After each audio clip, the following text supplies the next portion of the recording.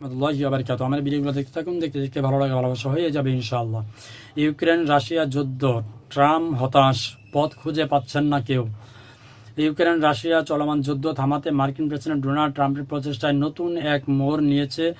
এক সময় যিনি 24 ঘন্টার মধ্যে যুদ্ধ থামানোর প্রতিশ্রুতি দিয়েছিলেন, এখন তিনিই বলছেন দুই দেশের নেতাদের মধ্যকার অকল্পনীয় ঘৃণা শান্তি প্রক্রিয়ার সবচেয়ে বড় বাধা। প্রেসিডেন্ট ডোনাল্ড ট্রাম্প 2024 সালের নির্বাচনে ক্ষমতায় ফিরে আসার পর বারবার বলে আসছিল তিনি খুব সহজেই তার কথায় তিনি খুব সহজেই এই যুদ্ধ থামিয়ে দিবেন। তবে আজ তার কথায় শোনা গেল হতাশার সুর। হোয়াইট হাউসের সাংবাদিকদের সামনে তিনি জানান 7টি যুদ্ধ থামানোর অভিজ্ঞতা থাকলেও এই যুদ্ধ তার জন্য কঠিন হয়ে উঠছে। ট্রাম্প বলেন প্রেসিডেন্ট ভ্লাদিমির জেলেনস্কি এবং ভ্লাদিমির পুতিনের মধ্যকার ঘৃণার অকল্পনীয়। তারা একে অপরকে এতটাই ঘৃণা করেন যে তারা সামনাসামনি নৃশংসা নিতে পারেন না। তারা একে অপরের সাথে কথা বলার কথাও ভাবতে পারেন না।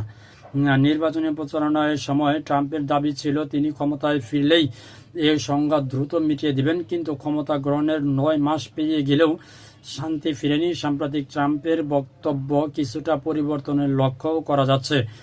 অতীতে তিনি সরাসরি রাশিয়াকে আক্রমণকারী বলতে রাজি ছিলেন না, কিন্তু এখন তিনি বলছেন এই সপ্তাহে দুই দেশে 8,000 সৈন্য মারা গেছে, রাশিয়ার দিকে বেশি।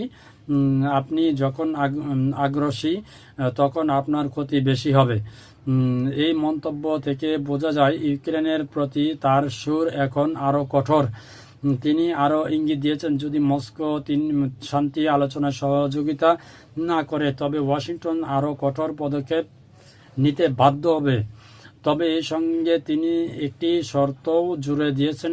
ট্রাম্প বলেন তার সরকার মস্কোর উপর নিষেধাজ্ঞা আরোপ করতে প্রস্তুত, তবে সেক্ষেত্রে সব নেটোর মিত্রদেরও রাশিয়ার তেল কেনা পুরোপুরি বন্ধ করতে হবে এবং নিজেদের নিষেধাজ্ঞা কার্যকর করতে হবে। সূত্র হচ্ছে NDTV। তো একটা কথা আছে না, পাগলা তিতা মিঠা বোঝে না, পাগলারে জিলাপি দিও না। রাশিয়া এত সহজে হার মানবে এটা কি ভাবা যায়? দেখা যাক কি হয়। ভিডিওটি দেখার জন্য অসংখ্য ধন্যবাদ।